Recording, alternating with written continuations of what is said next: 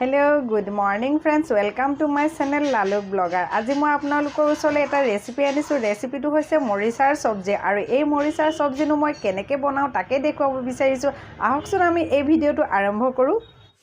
এয়া লৈছো মই মৰিচা আৰু মৰিচাখিনি মই এইটো সাইজত কাটি লৈছো আৰু লগত লৈছো মই আলুটো এনেকৈ দীঘলীয়াকৈ কাটি লৈছো। ইয়াত লৈছো শুকান জলকীয়া পাউডাৰ, হালধি, ধনিয়া পাউডাৰ, আদা নহৰু পেষ্ট, কেঁচা জলকীয়া দুটা আৰু পিয়াজ লৈছো দুটা আৰু পিয়াজখিনি মই অলপ দীঘলীয়াকৈ কাটি লৈছো। কেৰাহীত তেল দিছো আৰু তেলখিনি গৰম হৈ গৈছে আৰু ইয়াত এতিয়া মই দিম অলপমান সৰিয়হ। তেল গৰম হৈ গৈছে আৰু ইয়াত দিম মই এতিয়া পিয়াজখিনি আৰু এই পিয়াজখিনি মই অকমান বাদামী কালাৰ হোৱাকৈ ভাজি লম। এতিয়া পিয়াজখিনি মোৰ ভাজি হৈ গৈছে আৰু এতিয়া এড কৰিম মই আদা নহৰু পেষ্ট আৰু কেঁচা জলকীয়া দুটা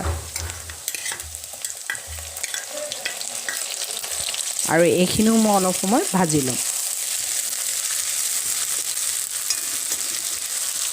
মোৰ এতিয়া আদা নহৰুখিনি অলপমান ভাজি লোৱা হ'ল আৰু এতিয়া ইয়াত এড কৰিম মই বিলাহীখিনি অকমান গলি গৈছেগে আৰু এতিয়া ইয়াত এড কৰিম মই মৰিচা আৰু আলুখিনি।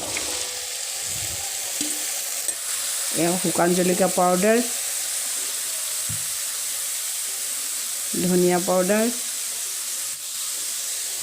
আৰু হালধি আৰু সোৱাদ অনুসৰি নিমখ আৰু এইখিনি এতিয়া মই ভালকৈ মিক্স কৰি দিম। এতিয়া মোৰ মিক্স কৰা হৈ গ'ল আৰু এতিয়া মই ইয়াত এড কৰিম পানী